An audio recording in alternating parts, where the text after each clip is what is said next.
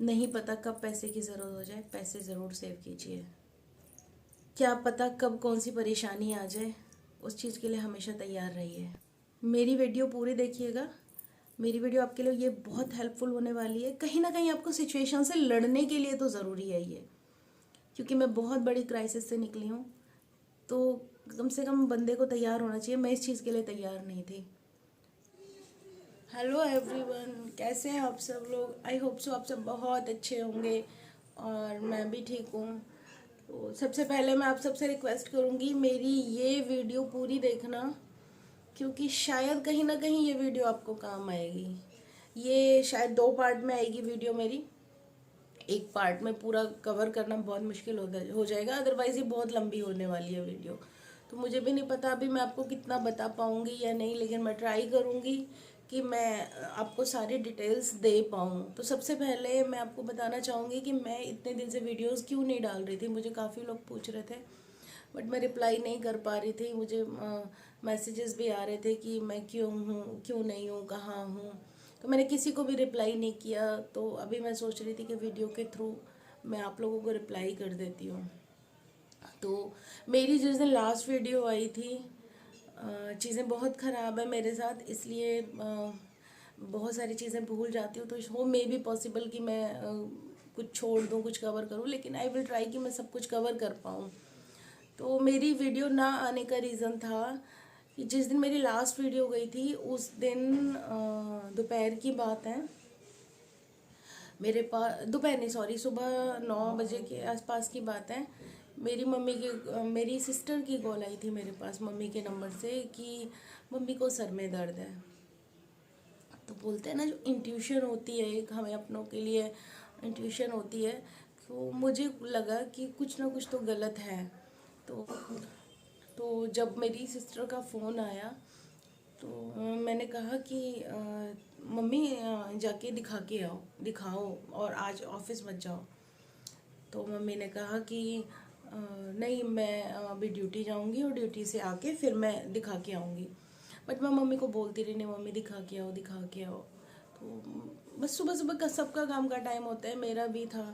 तो मम्मी ने भी फ़ोन रख दिया, मैं भी अपने कामों में लग गई। फिर मैंने करीब 1 बजे मम्मी को फ़ोन किया, 1 या 1:30 बजा होगा। मैंने मम्मी को फ़ोन किया तो मम्मी बोले कि मैं ठीक हूँ और मैं घर आ गई हूँ, मैं घर आ गई। मम्मी ने ऐसे मेरे को बोला। तो मैंने कहा ठीक है। मैंने अपनी सिस्टर को बोला कि तू एमरजेंसी में दिखा मम्मी को, क्योंकि प्रॉब्लम है। तो मेरी सिस्टर बोलती ठीक है मैं दिखाती हूँ, अभी बात करती हूँ। और मेरे को फिर उसने जैसे मम्मी से बात की होगी तो कहती है मम्मी जाने को मना कर रहा है, वो नहीं जा रहा। तो मैंने कहा ऐसे तो काम नहीं चलेगा, लेके जा। फिर मैंने अपने सिस्टर के बेटे को फ़ोन किया कि तो मम्मी को लेके मतलब इमरजेंसी में नंबर लगवा और गूगल से सर्च कर नंबर। तो उसने गूगल पे सर्च किया नंबर, तो जितने भी नंबर्स थे वो नहीं लग रहे थे। फिर उसने मुझे बोला कि जी कोई भी नंबर नहीं लग रहा है। फिर मैंने यहाँ से ट्राई किया। तो ये सारी चीज़ें करते करते हम लोगों को लगभग 3 साढ़े 3 बज गए थे। तो जब नई नंबर लगा, मैं भी मतलब इधर से लगा रही थी, वो उधर से लगा रहा था। उसके बाद मम्मी की नहीं मैं नॉर्मल हूँ, मैं ठीक हूँ, मैं ठीक हूँ, ऐसे मतलब बात हो रही थी। तो बार बार यही बोल रहे थे। उसके बाद लगभग 5 साढ़े 5 बजे मम्मी ने कहा, मैंने जैसे बोला कि जाओ अब, मतलब अब तो नॉर्मल भी ओपीडी होगी तो जाके दिखा के आओ। तो मम्मी ने कहा कि अभी मैं नहीं जा रही हूँ, और अभी तो मैंने वहीं हॉस्पिटल में आज डॉक्टर बैठा नहीं है और मैंने बात कर ली है, दवाई पूछ ली है, और अभी मैं खा लेती हूँ, सुबह में दिखा के आऊँगी। तो मैं इस बात पर मम्मी पर गुस्सा हो गई। मैंने कहा ये क्या है, और अपनी तबीयत का ध्यान नहीं रखते, ये सारा कुछ मैं बोल के गुस्सा हो गया, मैंने फ़ोन कट कर दिया। उसके बाद सब मैं अपने कामों में लग गई। सुबह बच्चों को स्कूल जाना था, वो भी तैयारियां करनी होती हैं रात को। आप सब समझते हैं कि घर में सबके काम होते हैं, बट मैं घबराई हुई थी बहुत ज़्यादा कि कुछ तो गलत है।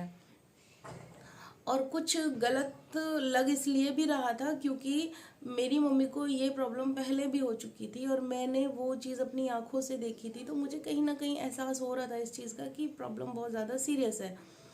तो ये सब मतलब चलती रही, चीज़ें चलती रही। मैं अभी भी बहुत ज़्यादा डिस्टर्ब हूँ, तो कंफर्टेबल नहीं हूँ अभी वीडियो बनाने में मैं। उसके बाद मैंने लगभग 11 साढ़े 11 बजे मेरे भाई की कॉल आई होगी। तो मैंने अभी नया फ़ोन लिया है ना, तो पता नहीं बच्चों ने कैसे करके उसमें बेड टाइम लगा दिया है। तो बेड टाइम 11 बजे का बेड टाइम उसमें लगा हुआ, तो 11 बजे अगर कोई कॉल आती है तो वो साइलेंट पे चली जाती है, मुझे पता नहीं लगता। तो जब मैं 12 बजे के आसपास सारे अपने काम ख़त्म करके रात को सारे काम जब ख़त्म करके आई, तो मैंने देखा भाई की 3 मिस कॉल पड़ी हुई हैं। तो मैंने आते ही देखा, तो मैंने कहा 3 मिस कॉल पड़ी हैं। फिर ऐसा तो कुछ था नहीं कि नहीं बहुत सीरियस था, तो मैं मतलब कंसर्न थी, मुझे लग ही रहा था कि कुछ प्रॉब्लम है। तो मैंने फ़ोन उठाया और मैं फ़ोन करने लगी भाई को। तो मेरी बेटी बोलती है कि मम्मी इस टाइम क्यों फ़ोन कर रहे हो। तो मैंने कहा पता नहीं बेटा, मेरा ना जी घबरा रहा है बहुत ज़्यादा और मुझे मामा से बात करनी है। तो जब मैंने उसको कॉल की तो उसकी कॉल वेटिंग में गई। तो जब भाई की कॉल वेटिंग में जाने के बाद मैंने मेरी क्योंकि सिस्टर घर आई हुई थी, तो मुझे लगा कि ऐसा तो नहीं है कि कॉन्फ्रेंस कॉल चल रही है। तो मैंने अपनी बहन के नंबर पे कॉल की, मम्मी के नंबर पे कॉल की, तो दोनों के नंबर खाली जा रहे थे। किसी के पे, दोनों के पे बैल गई। बट मैंने पता नहीं क्यों उस दिन क्या हुआ था मेरे को, मतलब एक ही बार कॉल करके छोड़ दिया, उस चीज़ को बहुत ज़्यादा सीरियस नहीं लिया। अदरवाइज़ मेरी मम्मी मेरे को रात को फ़ोन करती हैं, रात को, चाहे कई बार ऐसे भी होता है वो 11 बजे की बात करें, तो रात को मेरी मम्मी फ़ोन करती हैं, मैं करूँ ना करूँ मम्मी की कॉल रात को ज़रूर आती है। तो बस मैंने फ़ोन रखा, मतलब मैं फ़ोन कर ही रही थी मम्मी को, और पहले सिस्टर के फ़ोन पे कॉल की थी और फिर मम्मी के, हाँ ऐसे किया था मैंने। तो मैंने कहा अगर होगा भाई घर, मतलब इन लोगों से बात कर रहा होगा तो कॉन्फ्रेंस कॉल कर लेंगे। तो भाई ने मतलब मम्मी ने और जीजी ने फ़ोन नहीं उठाया। उसके विद इन 30-40 सेकेंड जीजी के नंबर से कॉल आती है और जीजी बोलती है मम्मी की तबीयत ठीक नहीं है, दिल्ली लेके जा रहे हैं। बस उसने इतना बोला, मैंने फ़ोन कट कर दिया। इमिजिएटली भाई की कॉल आती है और वो मेरे को बोलता है कि मम्मी को दिल्ली ला रहे हैं और तू आ जा। मैंने फटाफट फ़ोन कट किया और मैंने इनको बोला कि सूटकेस निकालो, मुझे जाना है। तो ये बोले कि जाना है, ये रॉक्सी को घुमा के बाहर से आए थे। तो बोले जाना है, क्या हो गया। मैंने कहा कि मम्मी की तबीयत ठीक नहीं है। तो ये बोले कि मम्मी की तबीयत ठीक नहीं है तो ऐसी क्या इमरजेंसी होगी, सुबह चले जाना। तो उस टाइम मेरा बिल्कुल ना तो एक्सप्लेन करने का मूड था, ना मुझे हिम्मत थी, और सच बताऊं तो मैं डर रही थी उस चीज़ से कि मतलब पहले वाली कंडीशन ना हो। तो मैं उस चीज़ से बहुत ज़्यादा डरी हुई थी। तो मैंने इनसे बहुत ज़्यादा बहस नहीं की। मैंने कहा मम्मी को दिल्ली ला रहे हैं, इट मीन्स प्रॉब्लम सीरियस है और मुझे अब भी जाना है। तो ये मेरे से बात कर रहे थे कि मत जाओ, सुबह चले जाना। और मैं अपने कपड़े निकालने में लगी हुई थी, मैंने अपने कपड़े निकाले बच्चों के। इसी बीच भाई की दोबारा कॉल आई कि तू निकली है। ये शायद 5 मिनट के अंदर ही भाई की दोबारा कॉल आई थी, और इस बीच में हम गाड़ी भी बुक कर रहे थे। तो मैंने कहा हाँ मैं निकल रही हूँ, बस कपड़े लगा लूँ बच्चों के। तो बोला बच्चों को छोड़ के आ जा। सीरियसली गाइज मेरी तो दम ही निकल गया। मैंने कहा बच्चों को छोड़ के आ जा। बोला मम्मी को हमारी ज़्यादा ज़रूरत है। तो मैं फटाफट भाई मतलब सूटकेस में, मुझे भी एग्जैक्टली तो जब तक मैं अभी तक भी मेरे को नहीं पता कि मैंने क्या कपड़े लिए या क्या नहीं लिए, बस जो भी मेरे हाथ आए बच्चों के, क्योंकि मैं रख चुकी थी उस टाइम तक, अपने भी रख चुकी थी कपड़े, तो वो सारे मैंने एज इट इज़ सूटकेस बंद कर दिया। और मैं इनको बोली कि ठीक है मैं बच्चे नहीं लेके जा रही हूँ। मैं इनको बोली कि नहीं मैं बच्चे नहीं लेके जा रही हूँ और आप रखो बच्चों को। तो ये जब गाड़ी इन्होंने बुक की तो गाड़ी नहीं मिली। ये बोलते हैं कि ठीक है, वो बोल रहे हैं गाड़ी सुबह 4-5 बजे मिलेगी। मैंने कहा नहीं मेरे को अभी जाना है, आप ऊबर से बुक कर दो। इनका रिएक्शन थोड़ा सा नेगेटिव था उस टाइम। तो मैंने खुद फ़ोन उठाया अपना, और मैं जब से ये नया फ़ोन आया है मेरे को इतना भी टाइम नहीं लगा कि मैं अपने फ़ोन को अच्छे से देख भी सकूं या एप्स भी इसमें इंस्टॉल कर पाऊँ। तो इसमें ऊबर या ओला या इन ड्राइव कोई भी कैब का वो नहीं थी, ऐप नहीं थी। तो मैंने फटाफट तीनों ऐप एक साथ डाउनलोड की और फटाफट मैंने गाड़ी बुक की। और गाड़ी बुक कर, मतलब जिस टाइम से मेरी बहन से बात हुई थी, भाई से बात हुई थी, उसके 15 मिनट में मैंने घर छोड़ दिया था। मैं चली गई, मैं निकल गई यहाँ से। निकली तो मुझे पता नहीं क्यों इंट्यूशन फिर होने लगी कि आज मुझे पुलिस वाले पकड़ेंगे। ये बात मैंने अभी तक भी घर में किसी को नहीं बताई है कि मेरे साथ ये भी हुआ था। तो जब मैं निकली तो अचानक से फिर लगा कि पुलिस वाले पकड़ेंगे आज। और ऑब्वियस ये चीज़ें होनी भी चाहिए आपके दिमाग में, क्योंकि आप रात में जा रहे हो, रात 12 सवा 12 बजे का टाइम है, तो शायद सबको लगता होगा कि हाँ कुछ मिस हैपनिंग ना हो जाए। तो मेरी भी होगा शायद वो चीज़। मुझे लगा आज मुझे पुलिस वाले पकड़ेंगे। तो मैं चंडीगढ़ में ही थी, तो मैं कैब वाले को बोल रही थी भैया तेज़ चलो, तेज़ चलो, तेज़ चलो, तेज़ चलो, उसको बोल रही थी। और कहीं ना कहीं शायद वो समझ गया था कि मैं किसी प्रॉब्लम में हूँ जो इतनी रात को अकेले जा रही हूँ। अच्छा था वो बंदा, नो डाउट बहुत अच्छा था। कोई है किसका? वो बंदा बहुत अच्छा था। तो जब मैं जाने लगी तो वो बंदा बहुत अच्छा था, अच्छे से गाड़ी ड्राइव कर रहा था। बट एकदम से पुलिस वालों ने वहाँ पकड़ लिया, बेटा इसको ले जाओ बाहर। तो एक पुलिस वाले ने हमारी गाड़ी को रोका। पहले तो वो बात करता रहा। तो मुझे एक सेकंड मुश्किल हो रहा था, तो मैं चुप बैठी रही, कुछ नहीं बोली। उसने लगभग हमारे 5 मिनट ख़राब कर दिया। उसके बाद ये सारी चीज़ें हुई। फिर एकदम से उसने कहा कि गाड़ी साइड लगा लो। मैंने कहा अगर इसने गाड़ी साइड लगाई तो आधा घंटा तो कहीं नहीं जाता, आधा घंटा ये ले लेगा जब तक सारी चीज़ें क्लियर होंगी। और इसके अलावा फिर दूसरी कैब भी मंगाती हूँ, पता नहीं यहाँ मिलेगी या नहीं मिलेगी, बहुत सारी चीज़ें होती हैं। तो मैंने एकदम से फिर मैं गाड़ी से उतरी और मैं वो पुलिस वाले अंकल का अभी थैंक यू बोलूँगी ऑन कैमरा भी। मैंने उनको कहा अंकल मेरी माँ बहुत बीमार है और आप मेरा नंबर ले लो, मेरे घर का एड्रेस ले लो, आपका जो भी फ़ाइन होगा मैं घर से दे दूँगी, जो भी पनिशमेंट होगी वो घर आके ले लूँगी, बट फ़िलहाल आप मुझे जाने दो, मैं बहुत प्रॉब्लम में हूँ। पुलिस वाला सीरियसली बहुत नाइस बंदा था। अदरवाइज़ हम लोग सुनते ही हैं, और आप लोगों ने भी सुना होगा कि ये लोग पैसे के लिए नहीं वो करते हैं। तो उन्होंने कहा ठीक है निकालो गाड़ी जाओ। हम लोग फटाफट चल दिए। तो जो कैब वाला था वो हंसने लगा कि मैडम आप रो रहे थे ना इसलिए उन्होंने छोड़ दिया, वरना आज ये अच्छा चूना लगा देता। मैंने कहा कोई बात नहीं भैया अभी आप चलो। वो हम चलने लगे।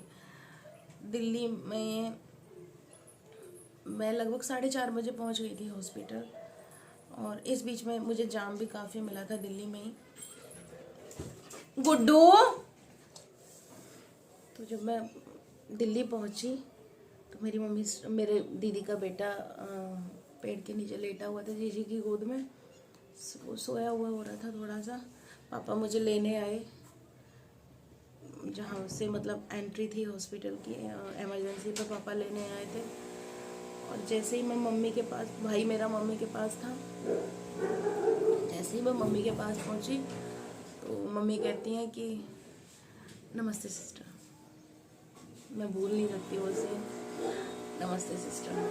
उसके बाद आ गई तो मैं देखने लगी मम्मी को, बट क्योंकि देखो एक्सटर्नल तो कोई चोट नहीं थी, तो क्या देख के मतलब लग ही नहीं रहा था कि ये इतनी बीमार है। उसके बाद थोड़ी देर में ठीक बातचीत होती रही। मम्मी को एडमिट कराया क्योंकि तब तो इमरजेंसी में थी, सुबह होने का वेट कर रहे थे, पेपर वर्क होना था। तो मम्मी को एडमिट कराया, फिर बड़ी सिस्टर को घर भेजा कि जाके, क्योंकि ये लोग जल्दी जल्दी में आए थे।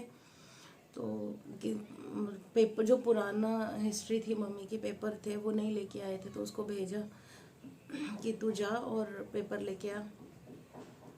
वहाँ जाके मुझे पता लगा कि मेरे मम्मी के सर में ब्लीड हो रहा है और उनको ब्रेन हेमरेज हुआ है। सिस्टर चली गई, फिर हम लोगों ने मम्मी को एडमिट कराया। वहाँ डॉक्टर से बात हुई, डॉक्टर 10 बजे 10:30 बजे आए। तो सब लोग वहाँ पे, जो एक गार्ड भैया थे, बहुत उन्होंने मोटिवेट किया। उन्होंने कहा कि डॉक्टर बहुत अच्छे हैं, बहुत कोऑपरेटिव हैं, हिस्ट्री बहुत अच्छी है। बट हम लोग ट्राई कर रहे थे कि ऑल इंडिया हो जाए। हम लोग लगे हुए थे कंटिन्यू कि किसी तरह सारे सोर्सेज हमने यूज़ कर लिए कि ऑल इंडिया हो जाए। 10:30 बजे डॉक्टर आए, डॉक्टर ने मम्मी का देखा, हिस्ट्री देखी, जो भी पेपर थे वो सारे देखे। तो सारी हिस्ट्री देखी डॉक्टर ने। उसके बाद डॉक्टर ने जो खर्चा बताया, नहीं, डॉक्टर ने बोला कि इनकी एंजियोग्राफी करनी है। तो जब एंजियोग्राफी हुई, पूरा दिन उन सारी मतलब दोपहर तक का टाइम उस चीज़ में निकल गया। मम्मी की एंजियोग्राफी हुई। एंजियोग्राफी के लिए ही बोला डॉक्टर ने कि उसी के बाद हम बता पाएंगे कि प्रॉब्लम क्या है और कैसे है, किस लेवल तक है और हम कितना ट्रीट कर पाएंगे। तो एंजियोग्राफी हुई। एंजियोग्राफी लगभग 2 बजे तक ये हो गई थी। मम्मी आए। मम्मी मतलब जैसे उस टाइम हम बात कर रहे थे तो लग नहीं रहा था मम्मी बीमार है या उनको कोई प्रॉब्लम है, बस थोड़ा सा सर दर्द था। लेकिन उन 4 दिनों का मम्मी को कुछ याद ही नहीं है। ये डे 2 था एंजियोग्राफी वाला। डे 1 जिस दिन मैं पूरा दिन मम्मी के साथ फ़ोन पे कह रही थी दिखा के आओ, वो दिन। सेकेंड डे ये वाला, मम्मी को कुछ याद ही नहीं था। उसके बाद एंजियोग्राफी के बाद डॉक्टर से जब बात हुई तो डॉक्टर ने कहा कंडीशन बहुत ज़्यादा सीरियस है, इमीडिएट ऑपरेट करना पड़ेगा। 5 गांठें उन्होंने बताई सर में कि 5 हैं, और उन्होंने फोकस करके बताया कि हम लोग ये 3 को रिमूव करने का या क्लिप करने का, मतलब वो 3 गांठों की प्रॉब्लम शॉर्ट आउट करने का ट्राई करेंगे। बट उन्होंने जो बजट बताया वो बहुत ज़्यादा था, और वो किसी भी मिडिल क्लास फैमिली के लिए बहुत ज़्यादा है।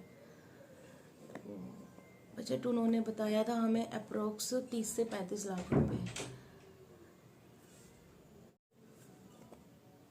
तो 30-35 लाख सुन के ऑब्वियस कोई भी होगा एकदम से घबरा जाएगा।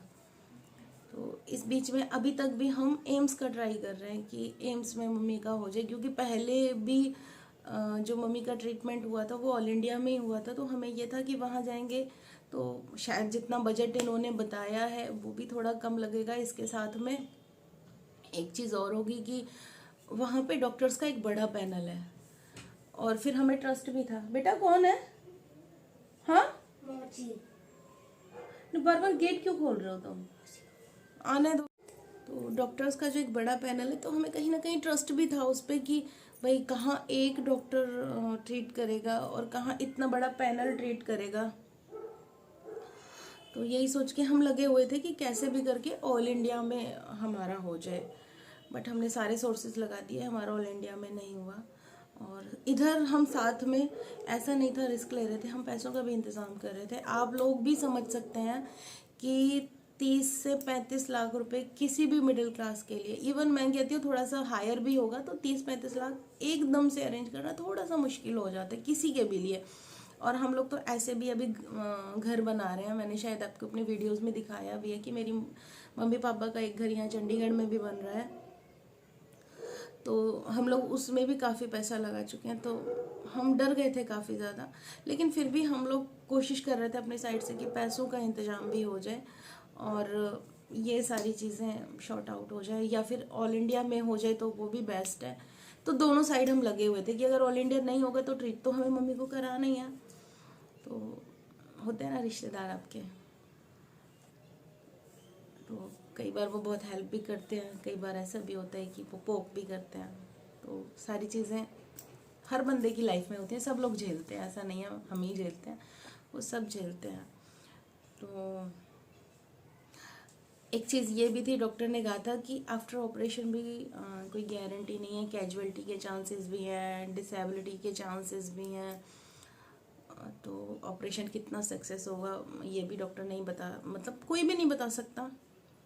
तो लेकिन वो होता है ना कि हम जीते, पैसा इतना बड़ा तो नहीं है कि हम किसी इंसान को मरने के लिए छोड़ दें, जिसमें माँ हो आपकी। तो हम लोगों का डिसीजन हुआ कि जो होगा देखा जाएगा, ऑपरेशन की तैयारी करो। हमने डॉक्टर को बोल दिया ऑपरेशन की तैयारी करो। डॉक्टर ऑपरेशन की तैयारी में लग गए। पूरी रात हम लोगों की ऐसे ही निकल गई। मम्मी आईसीयू में थी। उसके बाद नेक्स्ट डे मॉर्निंग में हमारे लिए हर मिनट बहुत मुश्किल जा रही थी और दिमाग बस ये घूम रहा था कहाँ से कितने पैसे हम कर सकते हैं। एक्चुअली होते तो हम लोगों के पास भी हैं पैसे और हम लोगों के पास काफ़ी सारे पैसे थे भी, लेकिन होता है ना कि अब उस टाइम मूड आपका इतना खराब है, आपको खुद याद नहीं है कि आपके कितने पैसे कौन से अकाउंट में। आजकल वही होता है कि कई सारे अकाउंट होते हैं, तो बस यही समझ नहीं आ रहा था कि कहाँ से पैसा इतना सारा कैसे अरेंज करें। फिर ये भी देखना था कि जब पेमेंट करनी है तो हर अकाउंट से एक लिमिट होती है, तो थैंक गॉड कि इतने सारे अकाउंट्स थे तो पेमेंट भी हम लोग कर पाए। तो अदरवाइज वो भी हमारे साथ प्रॉब्लम आती है कि पेमेंट कैसे करें उसी दिन, क्योंकि पेमेंट की लिमिट होती है, उससे ज़्यादा पेमेंट आप नहीं कर सकते हो। किसी की 2 लाख होती है, किसी की 2.5 लाख होती है, तो ये भी चल रहा था। फिर तो काफ़ी सारे पैसे थे हम लोगों के पास, पर वही था समझ नहीं आ रहा था कि कहाँ है कैसे हैं, वो सारी चीज़ें चल रही थी। क्योंकि मेरे पापा भी अर्निंग रहे हैं, मेरी मम्मी भी अर्निंग रही है, मेरा भाई भी अर्निंग है, मेरे हस्बैंड भी अर्निंग है, मेरे जीजा जी भी अर्निंग है। तो थोड़ा थोड़ा भी अगर निकालते तो हम लोग कर लेते, बट वो एकदम से ना चीज़ें समझ से बाहर थी। तो ये सब करते करते उसके बाद डॉक्टर लगभग 10:30-11 बजे आए। और मतलब बोलते हैं ना, जब ऑपरेशन होना होता है तो पहले ही आप लोगों को वो इन्फॉर्म कर देते हैं कि आप आ जाओ या ये तैयारी करो। हम लोग ना, हमसे ये कहा गया कि आप बिल पे करो। तो 10:30 बजे तक तो हम लोगों को यही कि शायद डॉक्टर बिल पे ये शायद सर्जरी नहीं करेंगे आज, शायद ऑपरेशन नहीं करेंगे आज। और एक एक मिनट जैसे कि डॉक्टर ने हमें बताया था कि खतरनाक है, तो हम उस चीज़ से भी डरे हुए थे। साथ में डॉक्टर भी कह रहे थे कि आप एक बार एम्स में ट्राई कर लो, यहाँ खर्चा बहुत ज़्यादा हो जाएगा आप लोगों का। क्योंकि प्रॉब्लम सिर्फ यही नहीं थी कि अभी 30-35 लाख लगने हैं, आगे के लिए भी। क्योंकि उन्होंने 3 गांठों को अभी करने के लिए बोला था कि अभी हम 3 गांठों को टच करेंगे। 2 गांठें फिर भी बच रही थी, मम्मी के माइंड में 5 गांठें हैं, तो 2 गांठें और बच रही थी ना। तो डॉक्टर ने कहा था कि अभी 30-35 लाख का खर्चा है, इसके बाद फिर 20-22 लाख रुपए का खर्चा है, 20 से 25 लाख रुपए का। तो डॉक्टर बोल रहे थे, क्लियर बोल रहे थे कि आप ऑल इंडिया में ट्राई कर लो एक बार, वहाँ आपको काफ़ी फ़ायदा हो जाएगा। तो हमें लगा कि पता नहीं डॉक्टर ने सोचा होगा कि हम अरेंज नहीं कर पाएंगे, तो शायद इसलिए ऑपरेशन नहीं कर रहे हैं। तो वो चीज़ें हमारे अंदर चल रही थी जब तक डॉक्टर नहीं आए। 10:30 बजे, 11:45 मेरे पापा ने कॉल किया डॉक्टर साहब को। तो डॉक्टर ने कहा कि बस मैं आ रहा हूँ, रास्ते में हूँ। तो क्लियर हो गया कि डॉक्टर आ रहे हैं। आए डॉक्टर तो किसी और पेशेंट के साथ एंगेज हो गए, हमें फिर भी कोई इन्फॉर्मेशन नहीं दी उन्होंने। इसके बाद हमने बिल पे किया। बिल पे करने के बाद मम्मी का ऑपरेशन शुरू हुआ। जब मम्मी ऑपरेशन से निकल के आई तो 6.5 घंटे का ऑपरेशन चला था। और 6.5 घंटे आप सोचो, अगर हमारी माँ ओटी में तो हमारी क्या हालत रही होगी। बहुत बेचैनी थी, बहुत कुछ था। नॉर्मल भी दिखने का ट्राई कर रहे थे, अंदर से हिले हुए भी थे, अपने आप को स्ट्रॉन्ग भी दिखा रहे थे। उसके बाद डॉक्टर जब ओटी से बाहर आई तो जो जूनियर डॉक्टर थे उन्होंने कहा कि आप बात करने का ट्राई करो, इनसे कॉन्शियस हैं। तो मेरे भाई ने पूछा मम्मी के सामने जाके कि मम्मी मैं कौन हूँ। और वो जो मम्मी का पहला शब्द मुँह से निकला, गोलू। ऐसे हम अपने भाई को प्यार से गोलू बुलाते हैं। उसके बाद एक बार गोलू बोला, फिर लगातार 3 बार गोलू गोलू गोलू, अच्छे से सुना कानों से। शायद मेरे पापा को समझ नहीं आया, तो पापा ने कहा ये तो कह रही है, तू कौन है। एक पल को तो झंझन आ गया सर, मतलब सामने सुन रही हूँ मम्मी गोलू बोल रही है, लेकिन झंझन आ गया कि पापा ये क्या कह रहे हैं। फिर भाई ने कहा नहीं नहीं गोलू कह रही थी। तो इससे एक चीज़ क्लियर हो गई हमारी कि मम्मी सुन भी सकती हैं अच्छे से, मम्मी बोल भी सकती हैं, मम्मी का दिमाग भी ठीक काम कर रहा है और मम्मी की आंखें भी ठीक हैं। तो जो कैजुअलिटी के चांसेस बता, और हाथ पैर तो चल ही रहे थे मम्मी के, वो तो डॉक्टर ने अंदर ही चेक कर लिए थे। तो कैजुअलिटी के डिसेबिलिटी के जो चांसेस थे वो हमारे कॉन्सेप्ट क्लियर हो गया कि नहीं। लेकिन डॉक्टर ने कहा था कि पेशेंट 5 डेज तक डिप कर जाता है आफ्टर ऑपरेट। तो बस वो टेंशन थी। तो हमें अभी ये पता था कि भगवान ने जब मम्मी को ऐसे ठीक कर दिया है तो हमारे साथ इतना बुरा नहीं करेंगे। उसके बाद डॉक्टर ने हमें अपने रूम में बुलाया, सारा कुछ बताया। तो देख के अच्छा लगा कि हाँ, डॉक्टर जैसे सुना था उनका नाम, डॉक्टर अच्छे हैं, डॉक्टर अच्छे हैं। और जैसे हम डरे हुए थे कि सिंगल डॉक्टर है, कोई प्रॉब्लम ना आ जाए, तो वो चीज़ हमारी क्लियर हो गई थी। उसके बाद जब मैं रात को मम्मी से मिलने गई थी वापस आईसीयू में, मम्मी ने मुझे फिर से नहीं पहचाना। और आप बिलीव नहीं करेंगे, पहली बार मुझे मेरे छोटे भाई से जलन हुई कि मम्मी उसको पहचान रही है, मुझे नहीं। अदरवाइज मैं अपने भाई को अपने जान से भी। तो बस फिर मम्मी के साथ रहे। मम्मी ने तब भी मुझे नहीं पहचाना, तब भी मुझे स्टाफ करके वो बहुत सारी चीज़, मतलब जैसे घर नशे में थी ना, डॉक्टर ने दिया होगा नशे का इंजेक्शन, एनेस्थीसिया दिया हुआ था। तो घर की कुछ बातें थी हमारी, वो शेयर कर रही थी। तो मैंने एकदम से कहा, मम्मी किससे बात कर रही हो? तो कह रही स्टाफ से। बट मैं फिर भी कहीं ना कहीं खुश थी कि मम्मी ठीक है, पहचान, जब गोलू को पहचान रही है तो मुझे ही कैसे भूल जाएंगी। पर हाँ, मुझे प्रॉब्लम हो रही थी कि मम्मी मुझे ही नहीं पहचान रही, सबको पहचान रही है, मुझे नहीं पहचान रही है। मुझे बुरा लग रहा था। थोड़ी देर रुक के मम्मी के पास हम लोग आ गए। नेक्स्ट टाइम जब मम्मी से मिलने गई तो मम्मी ठीक थी, मम्मी बिल्कुल ठीक थी। उसके बाद मम्मी फिर 2 दिन आईसीयू में रहीं, फिर वार्ड में रहीं। 12 दिन में मम्मी हॉस्पिटल से लौट के आई। फिर हम लोग मम्मी को घर ले गए, उससे घर लेके गए। फिर वहाँ घर पे बड़ी बहन ने अखंड ज्योत जलाई हुई थी मम्मी के नाम की, हमने पूजा कराई। अभी चीज़ें ठीक हैं, मम्मी ठीक हैं, बस नेक्स्ट ऑपरेशन कराना है। वो कब कराना है वो देखना होगा, क्योंकि पहले तो सबसे पहली बात है कि वो खुद रिकवर करें। डॉक्टर ने बोला है सर की नसें बहुत ज़्यादा कमज़ोर हैं, स्ट्रेस नहीं लेना है, और वो सबसे ज़्यादा स्ट्रेस ही लेती हैं। एक चीज़ तो, जब मेरी मम्मी को पहली बार ब्रेन हेमरेज हुआ था ना, उससे पहले जैसे मम्मी कई बार वीक फील करती थी।